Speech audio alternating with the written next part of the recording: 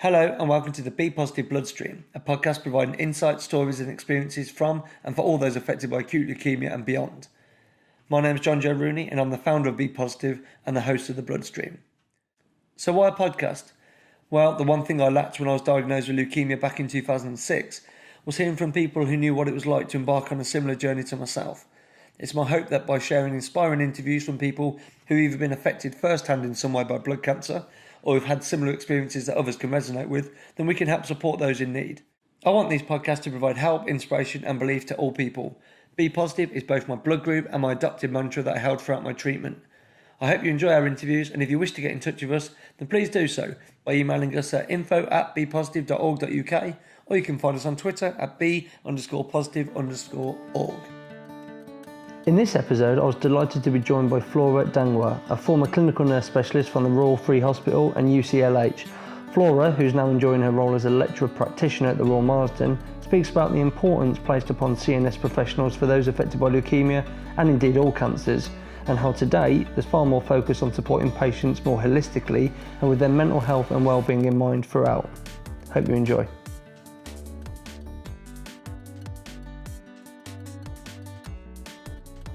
I'm here, sat with Flora. Flora, it's been a little while. How are you? I'm good, thanks. Good. Yeah, it's been a while. How are you, John? I'm very good, thank you.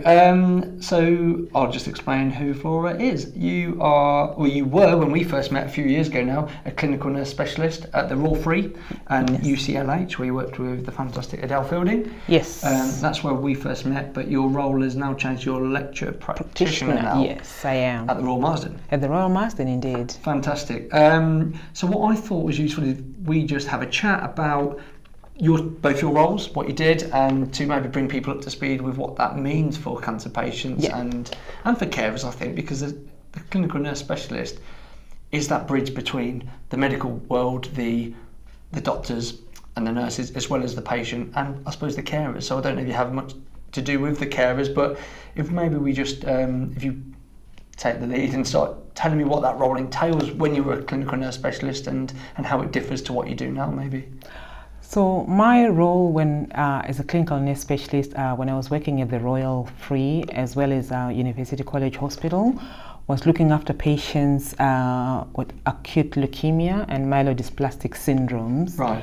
So the role basically, like you mentioned, is to be kind of like a bridge between a patient and the team, be a key worker for the patients, making sure the patient is well supported in understanding their disease, in understanding any treatment that they have, and just helping them through the treatment and beyond. So the role of the nurse specialist is you have to be a patient advocate, know your disease area. Like I said, I was a clinical nurse specialist in acute leukemia. Yes. So it's really important to be knowledgeable and be able to explain to patients what that entails. And it's not just looking after the patient's disease, it's looking after the patient as a whole, supporting them through psychologically, physically, and making sure that their treatment they understand their treatment and anything else that's going to be happening, and also act as a communications between the multidisciplinary team meeting and anything that happens with the patient, not just looking at the patient, but also looking after the family, the carers, because it's not just the patient that you're looking at, they've got other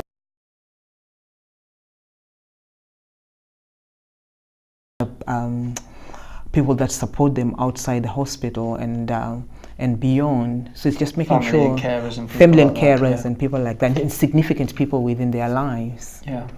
And what that's great actually, because I'm not sure everyone knows it. I think when you hear clinical nurse specialist, it sounds quite medical, it sounds quite on the doctor side of things, when actually I know from my own experience it's far more than that. I mean, some of the CNS people I encountered throughout my treatment were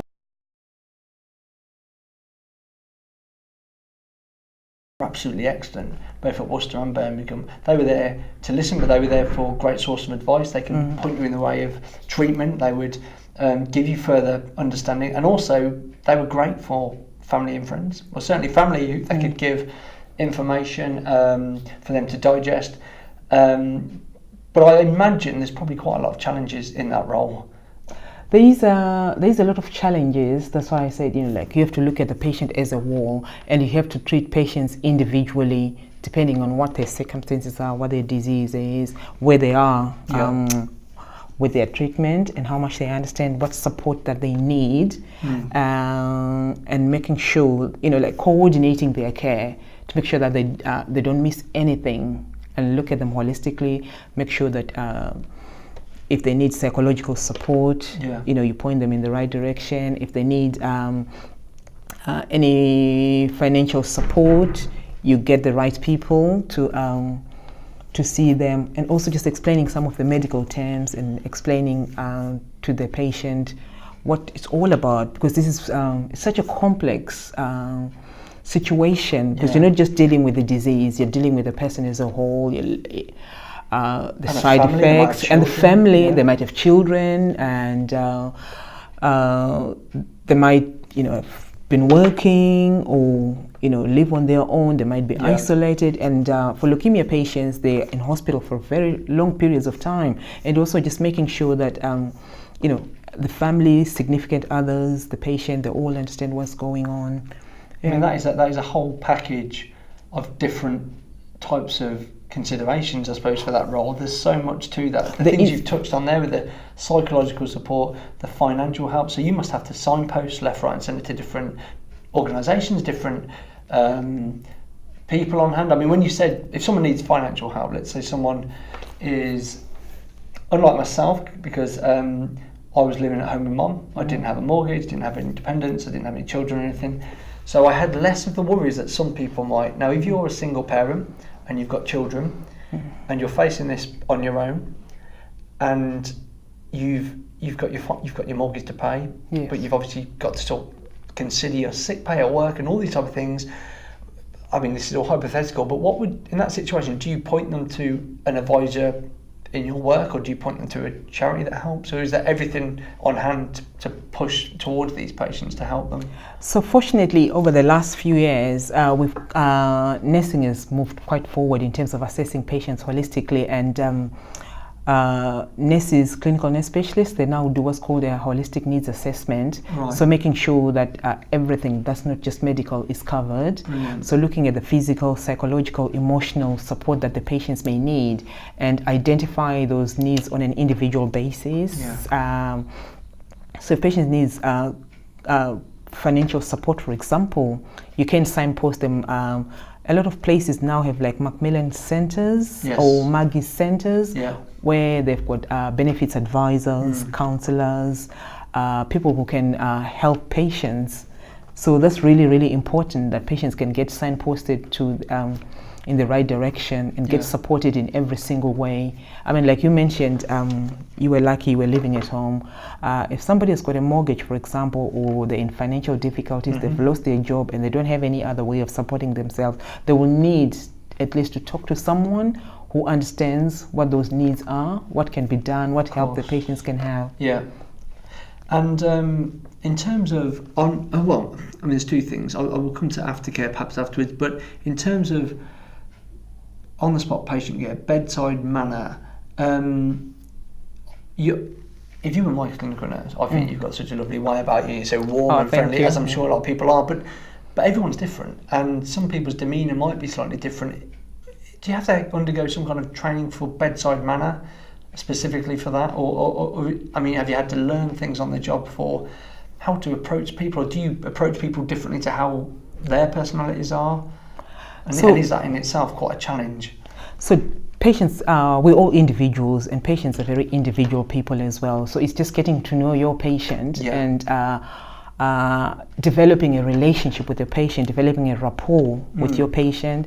And I know there's been like a lot of talk about compassion and empathy. And I think those are some of the things that as nurses, it is part of our being as humans, and more so for nurses, I think, and for patients to understand that the person that's looking after them, they're quite empathetic, they're quite compassionate, because that's very, very important, especially when patients are going through difficult times, when they've got cancer and leukemia. So it's really important. But the most important thing is to develop a relationship with your patient as an individual, because different people are very different. Of course they are.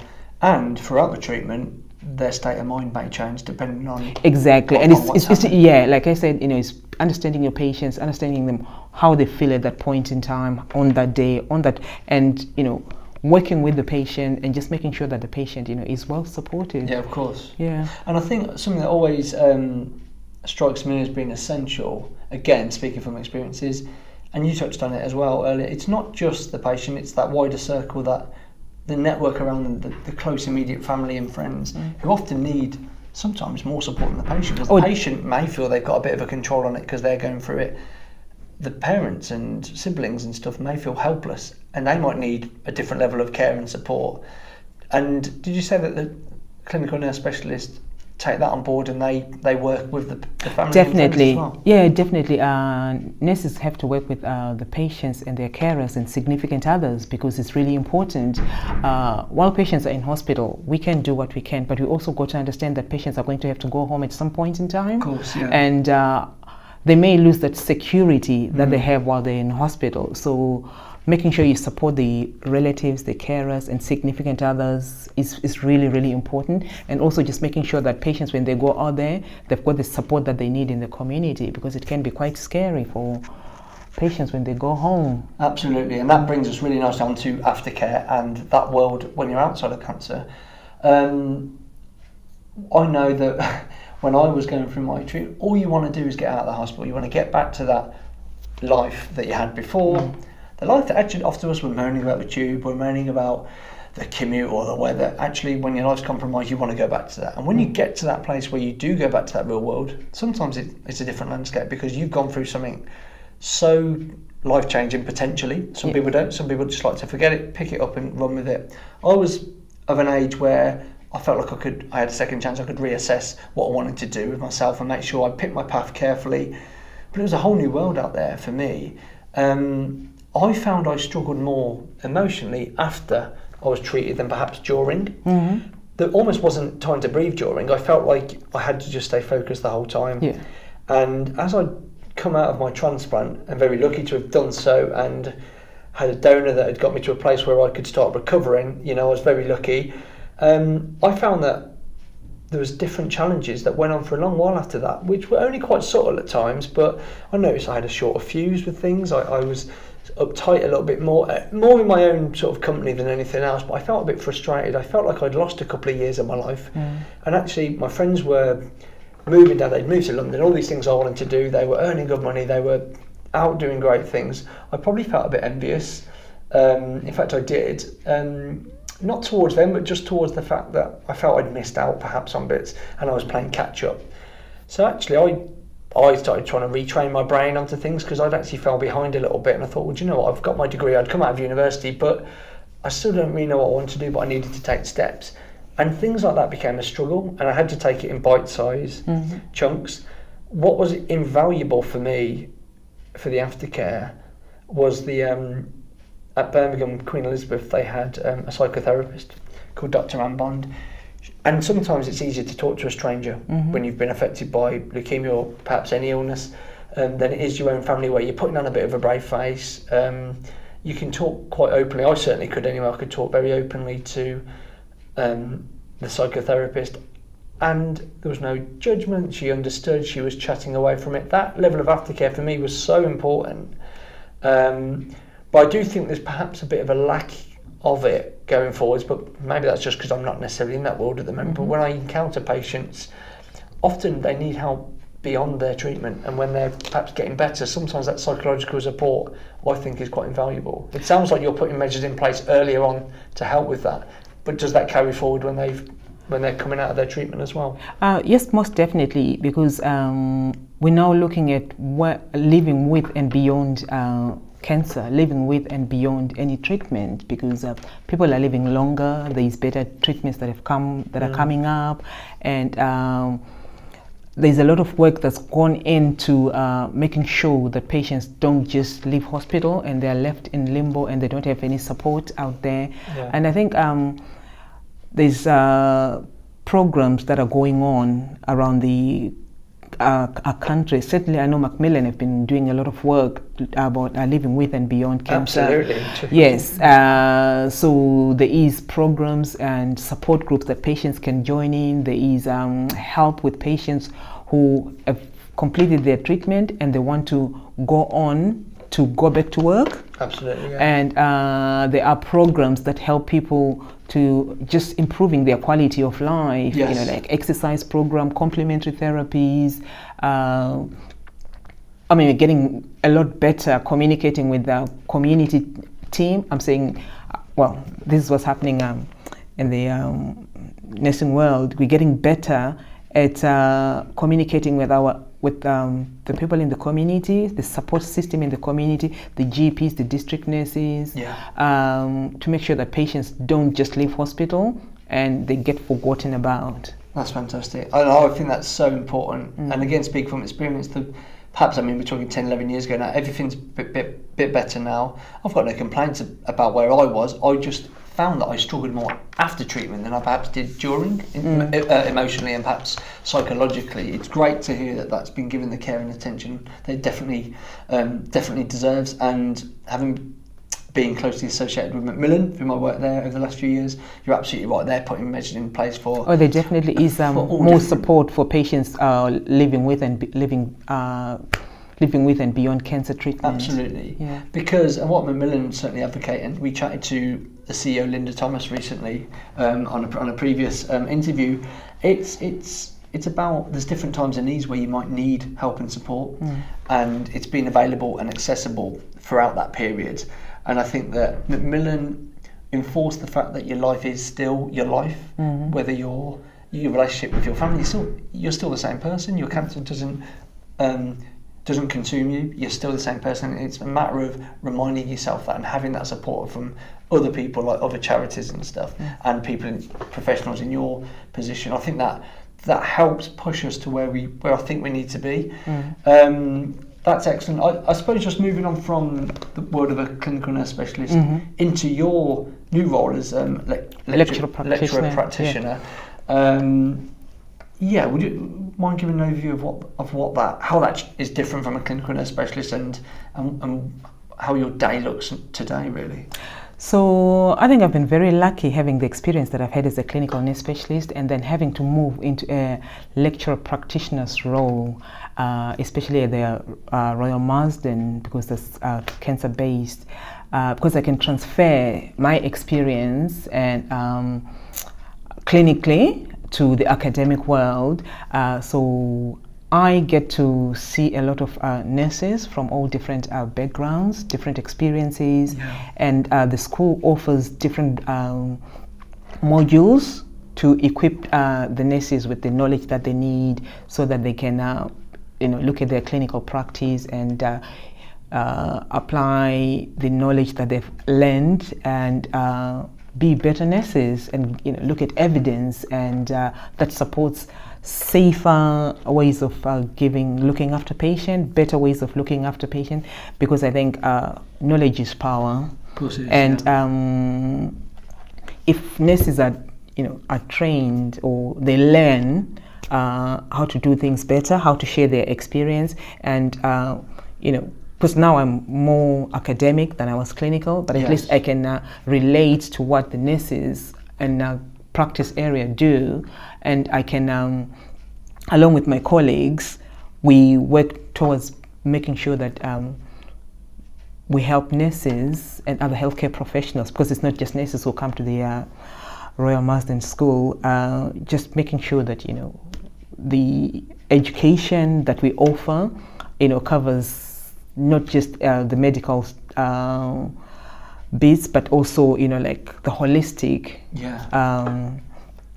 care that patients need. And you've got that training and expertise in the CNS as well, yes, which you can bring, which probably helps you be able to give clearer thinking for the strategy and what's important, because you've been in that world, so you can identify with that, and that must help a lot, I imagine. It, like I said, coming from a clinical background, and so some of my colleagues, because we're lecturer practitioners, yes. It's really important to link, that academic background with clinical practice.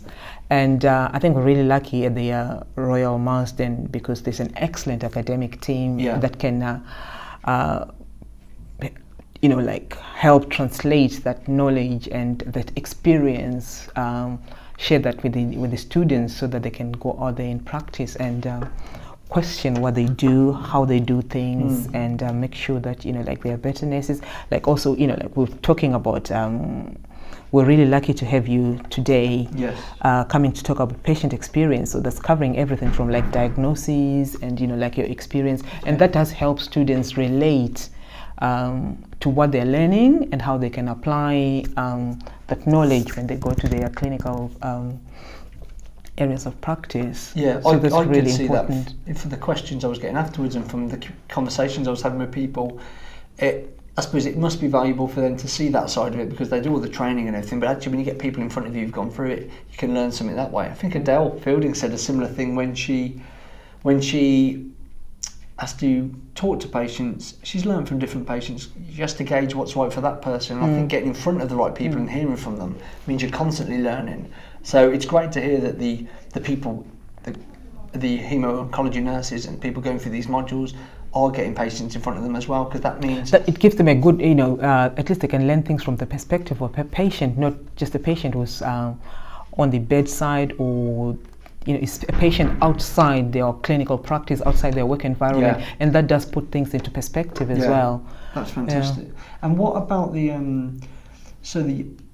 bit of a worldy question about the future for cancer patients, but in terms of this support from clinical nurse specialists and that professional support we get, where we're looking at more holistic needs, just a sort of a final thought, what sort of advice would you give to patients who are going through this journey at the moment, or certainly about to go through a cancer journey, that may not know about all the support that's on offer? I think it's really, I think one of the things that we do at the school is, obviously, like I said, we cover a lot of things, and it's just highlighting for nurses to think what's out there for the patients and how they can help patients. And I think it's really important that nurses, clinical nurse specialists, and nurses in general, because it's not, cancer patients don't just come across clinical nurse specialists, they also come across nurses who give them treatment, who give them in the day unit, on the wards. It's just so that they're aware of what patients' needs are, treating patients individually, being able to help them along that, from diagnosis, if they meet patients at diagnosis, on day-to-day basis when they go for their treatment, and just, making sure that it's not just the medical side of things, so it's everything about the patient, living with and beyond treatments, because we, and some of the modules that we have, obviously nurses have to learn about not just new therapies, but old therapies, and how that, the implications that they have in practice. So equipping nurses with the right education, the right knowledge, I think is one of the backbones when nurses meet patients on the ward, or in the in the areas of clinical practice, to make sure that they know what they understand what they're doing, why they're doing what they're doing. So it's great to hear. So it's really pushed. I mean, it's pushed on so much in the 10, 11 years since I was being trained.